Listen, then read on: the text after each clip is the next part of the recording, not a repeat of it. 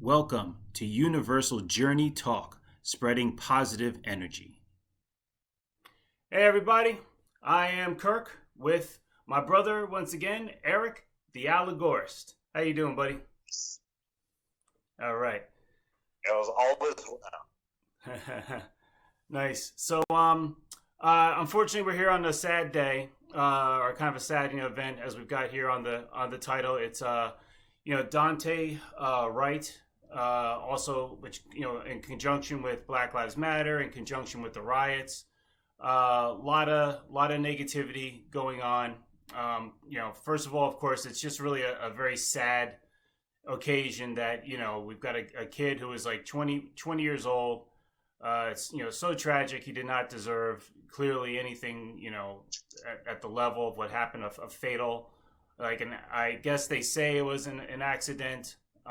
There's many different perspectives on that right now. Clearly, it's all fresh and brand new. There's a lot of angry people, a lot of a lot of different perspectives on all this. Clearly it's just another injustice, but we're hoping, but still, even within all of this, it's once again, where do we kind of go to try to make ourselves to still keep ourselves in a positive frame of mind, and to uplift. Of course it's going to take some time. There's a lot of time for healing and things like that, but so I guess Eric and I, we were just thinking like this would be a topic to talk about, and we wanted to kind of hit it from like several different issues, or several different angles rather. Like, one is more the practicalities of what can we do as a people to try to eliminate situations like this or minimize them. And then of course there's the the more of like the what about the energies that are being created and that we're putting out and that we're feeding into. And I think that that's also really important too, because it's all kind of like it all ties in with our our spirituality, our our mental, and our whatever it is to you that is that brings you happiness in life, and that's of course the most important thing. And I think, like, look, it for like, there's always going to be tragedy. The bottom line is that this universe, this world, it has everything that's good and everything that's bad in it, everything that's uplifting and inspirational, and then everything that's unfair and unjust. We're just hoping as a human species that we can try to make the right decisions and go in directions that can help our civilization and our consciousnesses to keep elevating, rather than falling down into a negative lower levels. So I guess I don't know, that's just kind of one of the parts I was saying. So where were you going with this? Hi. That was you pretty much covered everything there. Like I was gonna say, like, you said, there's always gonna be tragedy. Now I would hope to say, well, we're not trying to manifest it. You know what I mean? And maybe there'll be a day where we don't experience this in many cases, but or that paradise, or that they speak about, whether it's on earth or in heaven or what.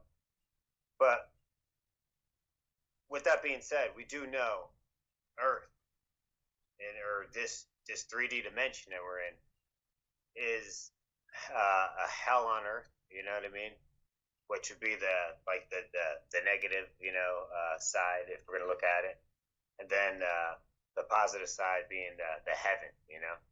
And I think as we evolve, and maybe there will always be a balance between dark and light, because just in this 3D realm that we live in, the judgment zone, the good and evil, dark, light, yin yang, whatever you want to call it. But in this 3D realm, we can see that there is a balance. You know what I mean? And right now, where we are, I think consciously, if we start changing our perception, I think maybe that's one of the key links to our heaven. as we always talk about, like, or when you die, you go to heaven. Some people, believe, or the other side, you go, but maybe just being alive in here, as we evolve into a more of a 5D consciousness, we would be living that heaven. Joy, happiness. That is a form of heaven. It's a vibration. The higher vibrational realm. That we're making contact with and becoming part of our personality. If that makes sense. Yeah. It would be good to say that if we're going to manifest anything, maybe we'll manifest that our perception would be different, and at a higher level where we won't really experience that much tragedy anymore, because we understand, what's going on. But as long as we're joyful creatures and loving, and want to experience, and be happy, and understand that's your divine right, I wouldn't see why that would ever be an issue. And that no matter what's really going on, it won't be part of your reality, in a sense. You know what I mean? And hopefully that would be everybody's reality, so no one's experiencing these things. You know what I mean? Yeah. And also now, me kind of hitting it from the practical level of just, dealing with things emotionally and stuff like that, or even preventatively. I wanted to just, add that, now look, once again, you feel so bad for their families, friends, the community, and everything, how this impacts everyone, creates, such anger and animosity and stuff.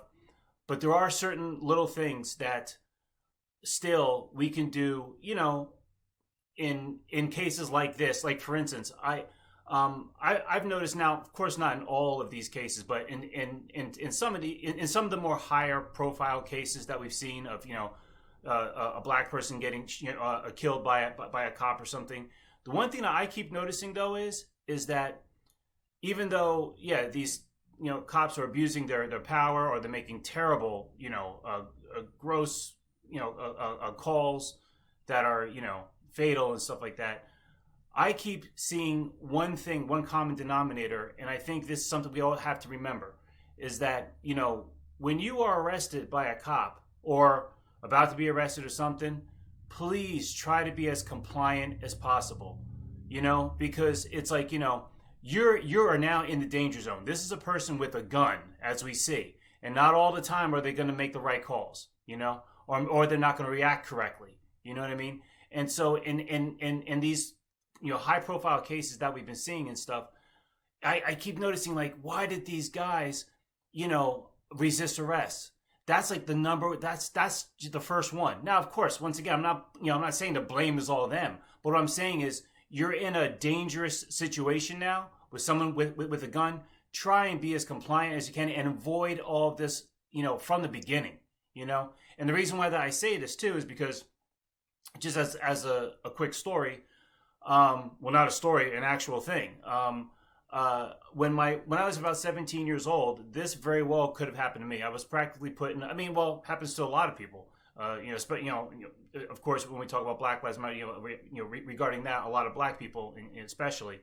But even still, this goes for anyone. But so I was 17 years old, just kind of learning how to drive and whatnot. I was out to lunch, with my mom, and we left the restaurant. We were going on our way, back home, and I see this cop car kind of like, really close up, tailgating behind me. And then when there was no oncoming traffic, he went into oncoming traffic, pulled up right next to me, and then looks at me, and I'm looking at him like, what's going on? And then he pulls back behind me. Oh, sorry. He pulls back behind me, and then, turns on the lights or whatever. And I'm like, what's going on? And my mom's like, because I wasn't speeding. I don't think I did, ran any of the lights or anything, whatever. No. So anyway, I pull over into this, like, kind of like it was like an abandoned kind of gas station. Anyway, like 4 cop cars, or I think it was about 4, it could have been more, pull up, surround the car. they get out, they've got their guns, they've got, I don't know, the shotguns or rifles, whatever it is, all around me. I'm like, what the hell's going on? Now, I remember when I was younger, when something like that would happen, I used to carry my pocket, or in my pocket of my jacket, my wallet. So now imagine if I had gone like this to get my wallet. You know what I mean? It looks like I'm pulling out a gun. So fortunately, I didn't do anything stupid, like that. But then, so anyway, they come up, they take me out of the car, they put me on the ground. My mom's screaming. I'm all like, amped up and whatever. Didn't know what to do. I wasn't, really getting any explanation with what's going on. They're, interrogating me, and all this other stuff. Then they picked me up, put me up against the car or whatever and stuff. Now this whole time, and I guess then they were calling in stuff. My mom's freaking out, she's screaming, whatever and stuff, saying that's my son and everything, whatever. So then they did, a little bit of back and forths with calling, and then it was a misidentification, or at least that's what they said. And they thought that I was some other person who was armed and this other stuff. There was a warrant out for his arrest and blah blah blah blah blah. I matched the description, blah blah blah, whatever. Now I think about myself at that age. Yeah, I was amped. I was all like, so what if I would like, what are you doing, man? I didn't do nothing wrong, whatever. And then I start, resisting arrest. I start, creating a shuffle. Now I lived, most of my life, including now, in a mostly white area. Okay, so if something had gone down, and not even like that really even matters, but if something had gone down, there were no body cams that day. Nothing on camera. If they had shot me dead, they would have probably just, whatever happened, they would have, the story would have fit that, well, he did this, he did that, so, it ended up where we had to take a shot, and that's it. End of story. You know what I mean? So my thing is just that I'm happy looking back that I did the one right thing, which is I realize I'm doing whatever they say, because this is scary. Like, this is, the choices I make now may affect me for the rest of my life or death, And so I feel so bad when in these other cases, once again, none of them deserve to die. But, right, but it could have maybe been avoided simply by realizing, okay, now's the time to comply. You know what I mean? Hey, fight them later in court. Do anything you got to do. This was unlawful, blah, blah, blah. But at least be alive to be able to fight them in court, whatever and stuff. Anyway, so that's, just the one thing I just kind of wanted to put out there, that yes, I'm not taking anything away from these, poor individuals that are now dead. But I'm just saying is when you're in moments, like that, dangerous moments, please try to think, clearly, calmly, and, try to be as compliant as possible. And then, sue them later or something. But don't allow yourself to end up like them, What's up? Remember, in the end, no matter how pissed you are, man, I understand, but the reality is, by the end of the day, live to fight tomorrow. Yeah. You know what I mean? It's that simple. That's the only thing that matters. Like, nothing's worth dying over. You know what I mean? This stuff, you know what I mean? And you do see, like people got to remember, I don't know what's going on with these cops. Like, I'm just saying, if we're looking on a metaphysical level, it's almost like there is something going on. Because why? I mean, it's just so prevalent. You know what I mean? It's almost like, in training, what exactly are we training? You know what I mean? I don't know if cops are, like, if it's some type of, like, frequency. You know what I mean? Just fear frequency. Where with the past year, also with COVID, you could tell how the energies change on a metaphysical level. People are bugging out, you know what I mean? But you can see, and you can feel it in the earth. You got epidemics or whatever the hell's going on, you know what I mean? People are scared or worrying about this or that, just so much stuff, so many conspiracy theories, and all types of stuff, you know what I mean? Got people wondering, thinking, which in some ways can be a very negative way, you know what I mean? And another way it can be very positive, because you can see with everything's going on. I'm not saying it's all negative at all. There's a lot of positive things, you know what I mean? But you got to see how, what, like I said before, about what's our perception of it.